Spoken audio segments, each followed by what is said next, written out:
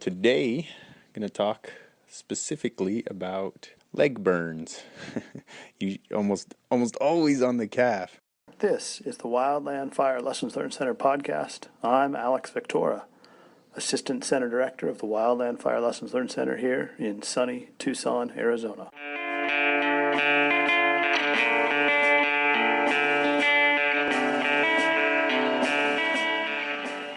All right.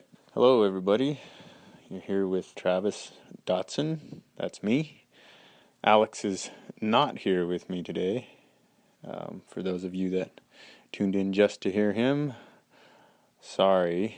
You can stop listening now. All right, today I'm just going to do a short, less than 10 minutes maybe, topic-focused podcast today. Something we're trying with our format, trying to just do some shorter pieces and have them just be real focused. Some lessons that we've gotten in certain areas. And today I'm going to talk specifically about leg burns. You almost always on the calf. And the reason I'm talking about it is because 2016 was the 8th year in a row. 1, 2, 3, 4, 5, 6, 7, 8.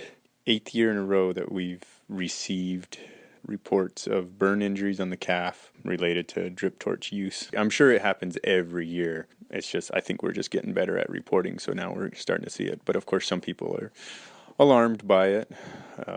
But it's something that happens on a pretty regular basis. Yeah, just going to discuss some of the similarities. I don't know if I need to go any further than that. It's a burn on the calf from using a drip torch. And, that makes sense, right? That's where the tip of that drip torch usually ends up, is somewhere down near our legs.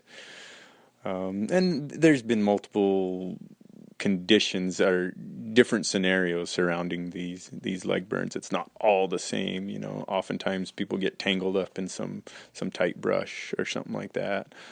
Sometimes it's just,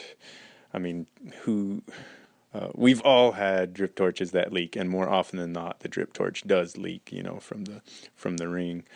And of course, check gaskets, all of that type of stuff. The ideal situation is that it doesn't leak, but the instance of fuel leaking from the torch onto your calf, and then eventually your Nomex making contact with flame and it pops into flame. That's certainly been the case. And then we've had other instances, like I said, we're just getting tangled up, that type of thing. So yeah, it's really, there's no aha fix. The closest we've had to a solution generated from the field, one of the crews that submitted one suggested a perspective that could be used that might come in handy, and that was just to treat the drip torch just like you do a chainsaw, as far as the tip. We're taught, and we were pretty good at keeping the tip of the chainsaw away from our body parts, with good reason. It's another thing that happens on a regular basis is chainsaw cuts, but that is not the subject of this podcast. Now, using the drip torch and thinking of it kind of like you do as a chainsaw and keeping the tip away, I can see that, and I can also see the weariness that comes with dragging a torch around all day. Those things get heavy, and our performance changes as we get tired and as our mind starts to wander. That's a big thing, obviously. And so, yeah, and doing your planning, whether you're the lucky one with the torch in your hand, or you're the burn boss or firing group supervisor, whatever it is, this is a great thing to include in your briefing, right? Hey, it happens a lot, and it's very unenjoyable to spend time in the burn unit. And so, and drip torches leak. So, yeah, that's all.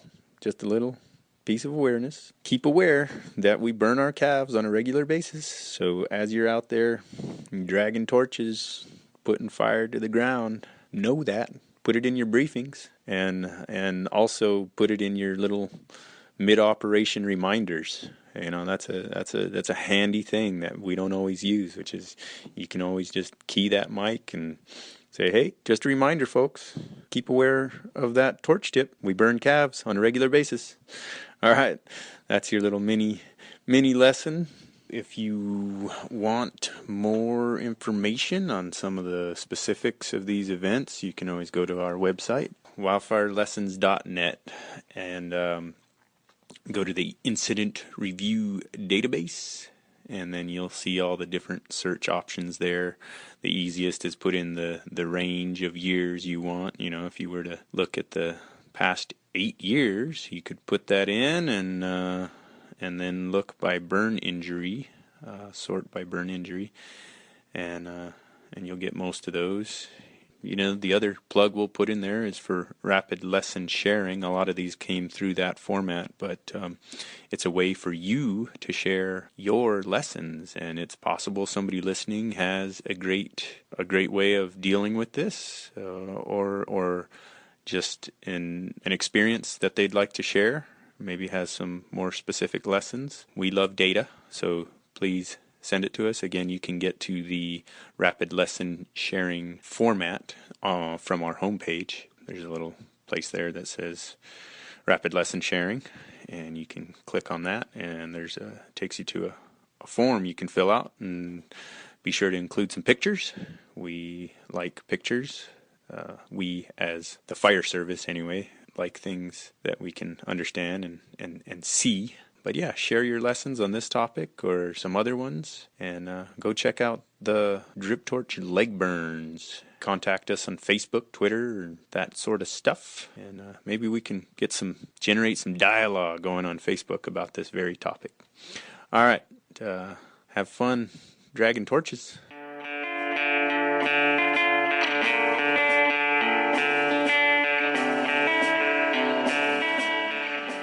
wildfirelessons.net. I forgot our own website.